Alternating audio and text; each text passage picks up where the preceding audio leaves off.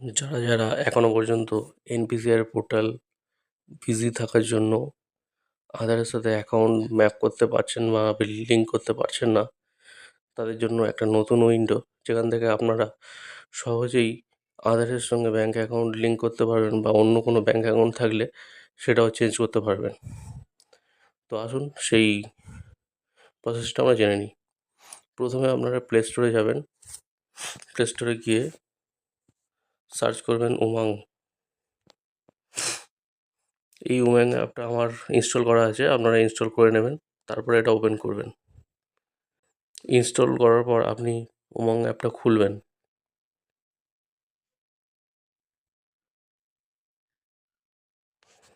খোলার পর এখানে আপনি সার্চ করবেন আধার সিডিং।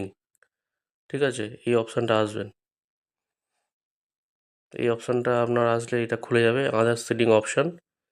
এইখান থেকে আপনি এনপিসিআই ডাইরেক্ট ঢুকে যেতে পারবেন এই এই ফর্ম থেকে। তো এখান থেকে আপনি আধার সিডিং, ডিসিডিং, ম্যাপ হিস্ট্রি কী আছে সব কিছু দেখতে পাবেন। তো আধার সিডিং যদি আমি মারি দেখতে পাবেন সেই ফর্ম্যাটে চলে এসছে, যেটা কিন্তু এনপিসিআই থেকে খুলছে না। তো এটা আপনার আধার কার্ড মারবেন, আধার নাম্বার সিডিং করবেন।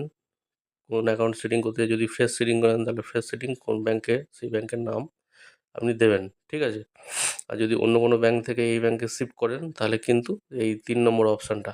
ঠিক আছে, তাহলে করার পর অ্যাকাউন্ট নাম্বার দিয়ে ক্যাপচা মেরে সাবমিট করলে হয়ে যাবে।